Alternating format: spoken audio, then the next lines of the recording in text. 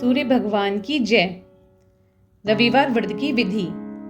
सर्व मनोकामनाओं की पूर्ति हेतु रविवार का व्रत श्रेष्ठ है। इस व्रत की विधि इस प्रकार है।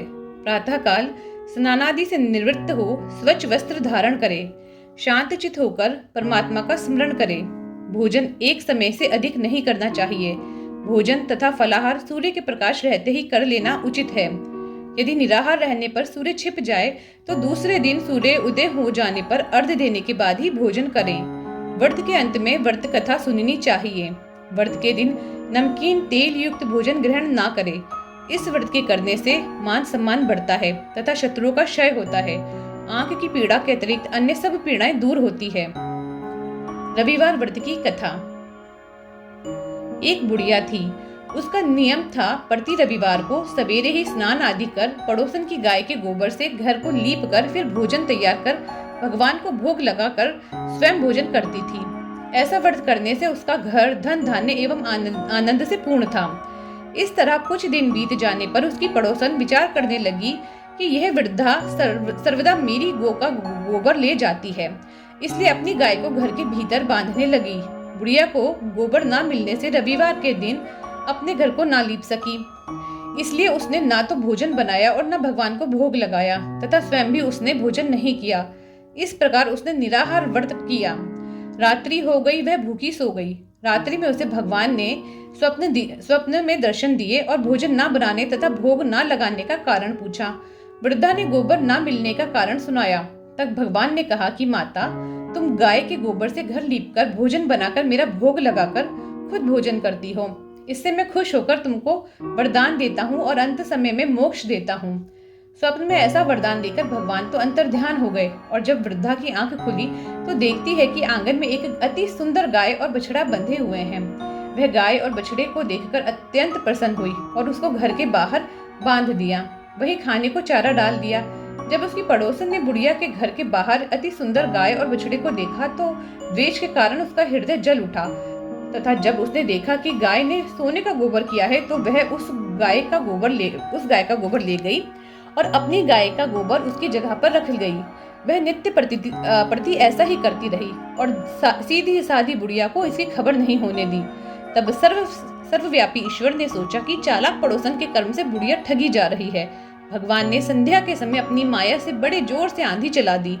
उधर बुढ़िया ने अंधेरे के भय से अपनी गाय को घर के भीतर बांध लिया। प्रातःकाल उठकर जब वृद्धा ने देखा कि गाय ने सोने का गोबर दिया है तो उसके आश्चर्य की सीमा न रही और वह प्रतिदिन गाय को घर के भीतर बांधने लगी और उसकी पड़ोसन का सोने का गोबर उठाने का दाव नहीं चला तो वह ईर्ष्या से जल उठी और कुछ उपाय ना देख उसने उस देश के राजा की सभा में जाकर कहा, महाराज, मेरे पड़ोस में एक वृद्धा के पास ऐसी गाय है जो आप जैसे राजाओं के ही योग्य है।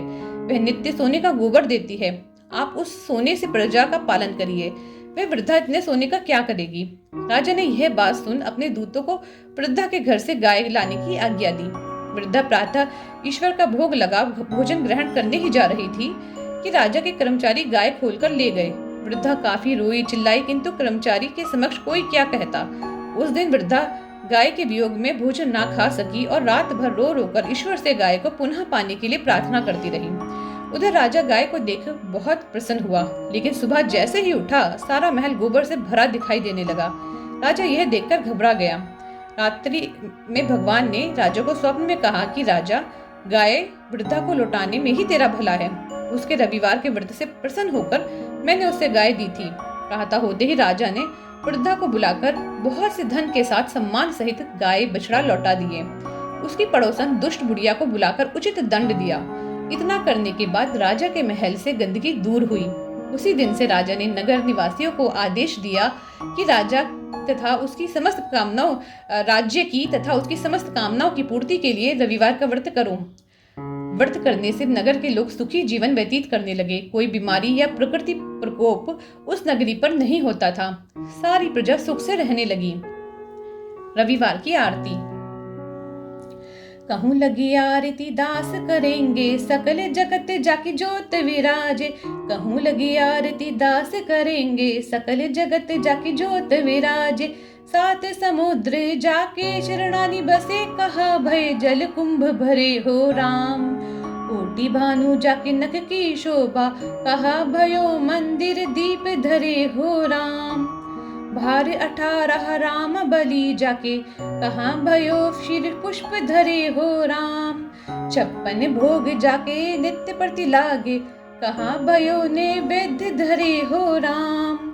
अमित कोटि जाके बाजा बाजे, कहा भयो झनकार करे हो राम। 4 वेद जाके मुख की शोभा, कहा भयो ब्रह्म वेद पढ़े हो राम। शिव सनकादि आदि ब्रह्मादिक, नारद मुनि जाको ध्यान धरे हो राम। हिम मंदार जाको पवन झकोरे, कहा भयो श्री चंवर ढुरे हो राम। लख 84 वृंद छुड़ाए, केवल हरि यश नाम देव गाए हो रामा। सूर्य भगवान की जय।